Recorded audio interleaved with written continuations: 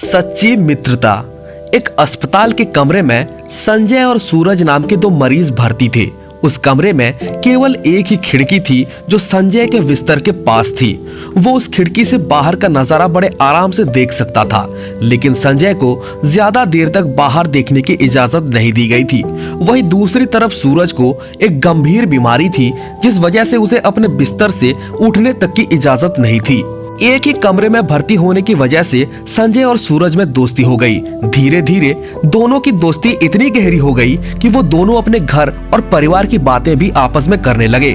दोनों ही अपने दिल की बातें भी एक दूसरे को बताते ताकि उनके मन का दर्द कम हो सके। संजय हमेशा खिड़की के पास बैठे बैठे सूरज को बाहर के नजारे के बारे में बताता। संजय के मुंह से बाहर की बातें सुनकर सूरज काफी खुश हो जाता। संजय हमेशा उसे बताता कि बाहर का मौसम कैसा है, अस्पताल के बगीचे में कौन कौन से फूल खिले हैं, पास के स्कूल में क्या हो रहा है और मंदिर में आज क्या आयोजन हो रहा है। इन सभी चीजों के बारे में संजय अपने दोस्त सूरज को बताता और वो ये सब सुनकर काफी खुश हो जाता। सूरज को एक ऐसी बीमारी थी जिससे वो अपने जीने की उम्मीद खोता जा रहा था।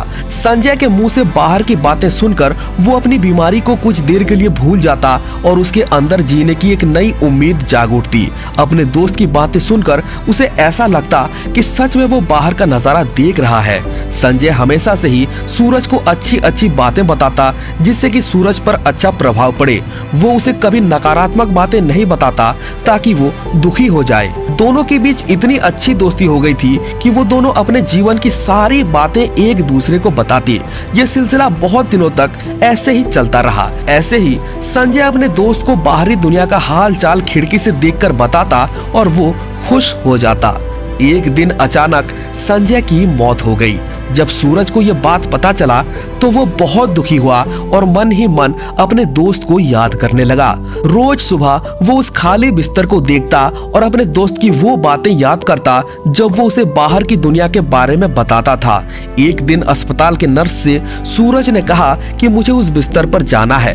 तो नर्स ने पूछा कि तुम्हें ये बिस्तर क्यों चाहिए? तो सूरज ने कहा कि मैं इस खिड़की से बाहर का नजारा देखना चाहता हूँ, जो मेरा दोस्त संजय मुझे बताया करता था।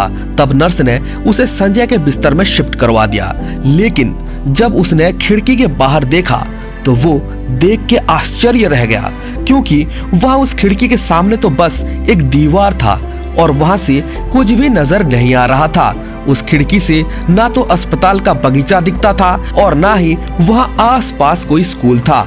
उस खिड़की से कोई मंदिर भी नहीं दिख रही थी। संजय वो सब सूरज को इसलिए बताता था क्योंकि वो ये सब सुनकर अपनी बीमारी को भूल रहा था। वो सिर्फ सूरज की हिम्मत बढ़ा रहा था और उसके मन में जीने की उम्मीद जगा रहा था, जिससे उसके मन में जिंदगी जीने की चाह फिर से जाग उठे।